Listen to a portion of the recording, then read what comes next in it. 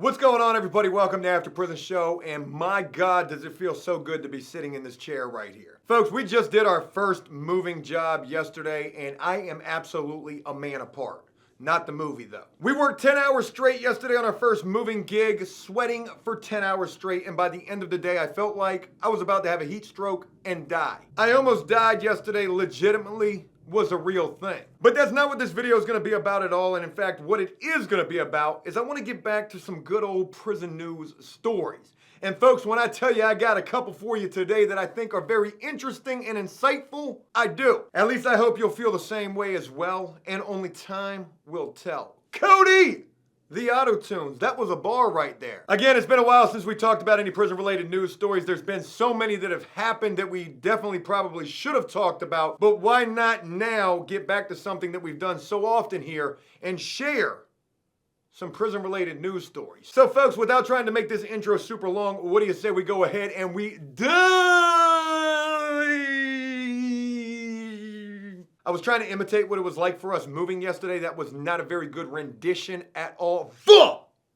Head first into this video. There's two stories that I want to share with you today. We're going to run through these as quickly as possible. Both of these are top stories in prison-related news, and both of these stories are also something that so many people have been sending to me. And I greatly appreciate the people who have been sending these stories as well as so many other stories to me. This first story that I want to share with you guys is an absolute first for me. I don't think I've ever heard of anything like this happening before, though I don't want to say that it hasn't. I just honestly don't think I've ever heard of anything like this happening before. Folks, this first story took place down in Brazil. It just happened recently, involving a pretty big deal in the Brazilian prison system. A huge gang leader by the name of, I am going to butcher this name, but I'm going to attempt to say it nonetheless, Claudinho da Silva. Claudinho da Silva. Maybe that's a little bit better.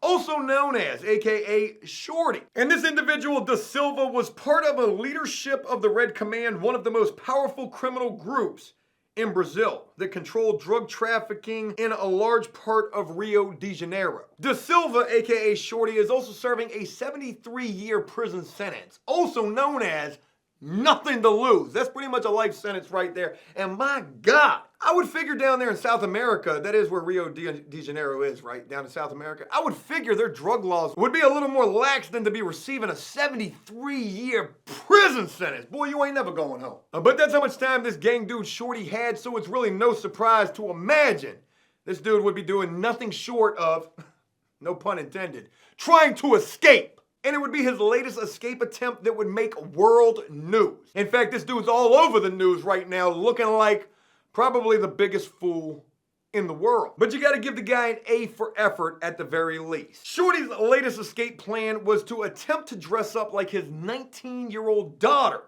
while at visitation. And folks, this guy would pull out all the punches in an effort to attempt to do so. Even getting this custom silicone mask somehow smuggled into the visitation room. Would they don't be searching people when they be coming to visit down there in Rio de Janeiro? Obviously not, because brought to him in visitation was everything he was gonna need to be able to dress up like his young daughter. He received a woman's shirt with some cute little donuts on it, a pair of glasses, and also a silicone mask, just like in that movie Face Off with John Travolta and Nicolas Cage. That was an absolute classic. I wonder if that movie at all in any way inspired this latest escape attempt. Now, obviously, by what we've described thus far with these items needed for this escape attempt, you would imagine that a lot of planning went into this. So much, in fact, that the actual plan consisted of this dude Shorty dressing up like his 19-year-old daughter, then walking right out of the visitation room, right out the front gates of the prison, all the while leaving his 19-year-old young daughter there in the prison. This dude ain't winning no Father of the Year awards, I'm gonna tell you that right now. How are you gonna convince your daughter to stay in your place in prison for a 73-year prison sentence? At what point was the plan going to involve her getting up out of that prison? She was gonna have to go up to them guards and say, excuse me, you've made a mistake. I've somehow been left in this prison. What was she gonna do? Dress up as him? He was gonna dress up as her? I'm still trying to understand how it was gonna be that she was gonna end up getting out. Because that's not even going to be possible until they realize that the person who actually walked out was Shorty, and she was the one who was left in the prison. So they were going to know right then and there that the dude escaped. They were going to have to know right then and there that she had to be complicit in some way in this escape attempt plan. How you convince your daughter, or anyone else for that matter, to go along with something like this is beyond me. And all I can say in conclusion to that is this chick was trained to go TTG for life. Dad, you want me to dress up as you and you dress up as me and you can walk up out the prison? I'll do them 73 years for you. Ain't nobody going for that.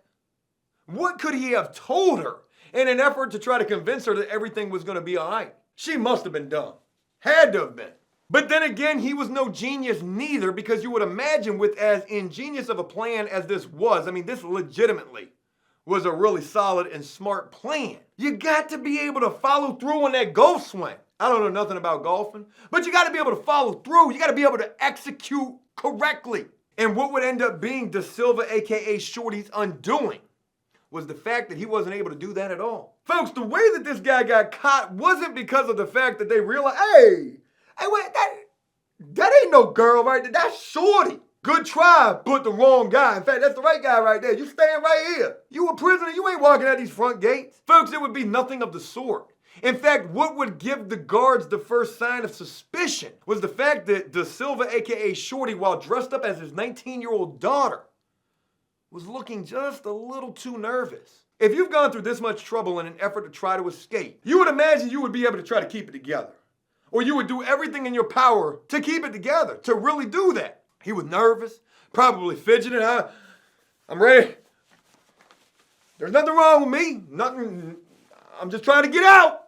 And again, like I said at the beginning of this story has made basically world news since this happened. I think it happened just this past weekend. And a big part of why it's made such big news is because of the fact that they've got footage of this guy getting apprehended and then getting stripped down out of his costume, looking pretty damn silly.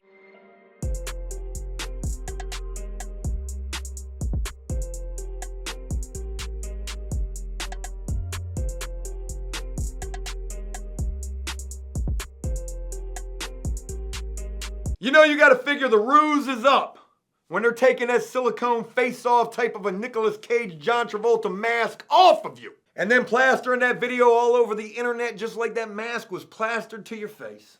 The story would go on to report that after this failed escape attempt, that Da Silva was transferred to a unit of maximum security and will face disciplinary sanctions.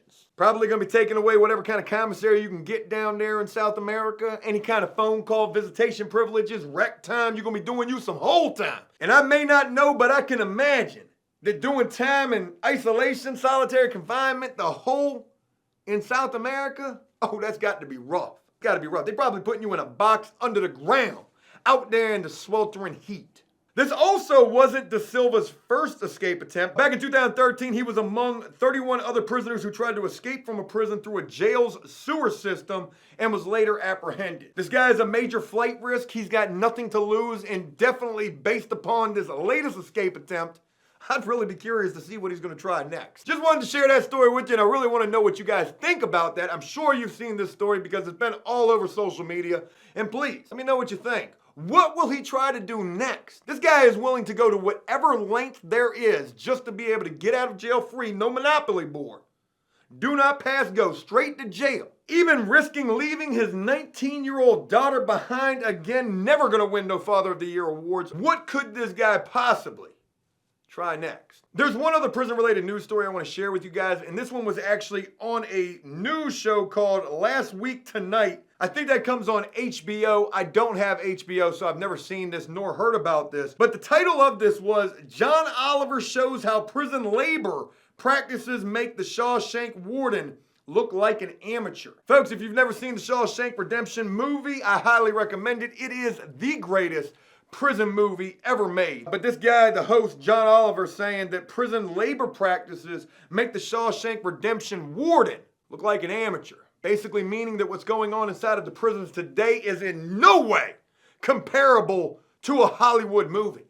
That makes quite a bit of sense, actually. And the premise of this story was basically about how companies are profiting from people in prison's hardships. Companies like Securus and GTL and JPay. Some big names in the phone calls, video visitation, and emails game inside of the prison, and how these companies are charging so much damn money for all of these services. Some phone calls costing upwards of $13+ a phone call. Hell, my prison consulting client, Michael Blakeman, we're trying to line up a video visit with this dude, and it is $20 for 20 minutes. And one interesting thing that I take away from this story that I want to share with you guys, it's no surprise, and we've talked about it before, how these companies charge so much money for phone calls, so much money for the JPay and the email and the music and commissary and all sorts. Everything in prison is just super overpriced. But one interesting point that was brought up in this story is that companies like JPay that are in control of the video visitation, a part of their contract actually requests that the prisons do away with contact and in-person visits. And a reason for that, why they've got that listed in the contract, is because of the fact that they don't know how to monetize that. You got to buy a ticket to the visitation room. It's going to cost you $20. These companies feel like it's a lot harder to monetize an in-person or a through glass visit than it is to do so with a video visit. Because with a video visit, I guess it's a lot easier to tell somebody to type in their credit card information for $20 for 20 minutes. They want to get rid of real live in-person contact or even through glass type of visits just because they can make more money from doing video visitation. And I actually want to read you what they say about just that in this article, saying companies like Securus Technologies, which is one of the names in this phone call and email and visitation game, the video visits, companies like Securus Technologies also write into many of its prison contracts the complete elimination of face-to-face visitation, which is apparently a lot harder to monetize. A machine that makes money by stopping people from seeing their families is, according to this guy Oliver, is right at the top of Satan's Amazon wish list. Wow. Prison is a lot like the devil, from the warden to the companies that try to profit from it. Well, you got a lot of devilish fools involved in all of that. There are companies like JPay, often the only way for family members to send incarcerated loved ones money, who charge fees an additional $20 to send $50 to an inmate. That is absolutely correct. Throughout all of the time that I've been sending money to people, while Dave was locked up, my prison pen pals, hell, even Michael Blakeman, you gotta pay extra money, a fee, upwards of $20+ just to be able to send these people money. And they said one mother explained that sending her son money means not paying bills that month. Crazy to think about. These people don't care about nothing but the money. And the story would also go on to talk about how prisoners make money while incarcerated, saying that, you know, if you don't think a prisoner can get a job and make a wage, they can. But they're only going to be making, as this story says, on average, 63 cents per hour. I never had a prison job making 63 cents an hour. The best paying prison job I ever had was being a prison mural painter, and I was making 45 cents an hour. The top pay that I ever saw was 85 cents an hour. I've heard about guys who are making like $100 a month. But those jobs are far and few between. Not every prisoner is going to be able to get that. And if you ain't got loved ones out there who can afford to pay those additional fees or to pay for those video visits or those stamps on JPay, you're going to be going without. Especially if you can't afford it yourself. You know, it's crazy to think with everything that we've been doing here as of late with After Prison Show, all these little business ventures, landscaping, mopeds, moving business, which I can't even feel my legs from this move that we did yesterday. You know, we're trying to create a profitable business that's also going to be able to create jobs for people who need work. We were just able to put Rabbit to work with this moving gig that we did yesterday, and also another individual who we just met, a guy by the name of Mike. Both of these dudes, including me and Jellico, worked so hard yesterday for 10 straight hours. But if you want to think about a really profitable business, it's pretty much anything in relation to the prison system. Because more and more often, you know, these prisons and also these companies and these private prisons and these private organizations are finding a way to get their foot in the door to be becoming profitable from the hardships of others. Yes, there are many people in prison who are there for a reason. They have done something bad, some have done something horrible. And I guess where there's a will, there's a way. And there certainly seems to be a hell of a lot of will in relation to profiting from prison. It ain't getting no better inside the prison system. You know, when I was in there, it was just starting to really go in the direction of becoming even worse. Prison back in the day, was horribly violent, but it was a lot more lax. And as the years would continue, things would get less lax and more controlled and more dictatorship, I guess, in some kind of a way. Less privileges and more money for a lot less things that you can get access to, including being able to just sit in a visitation room and eat chips and soda out of a vending machine, but to be able to be in there with your loved ones. They're doing away with all of that.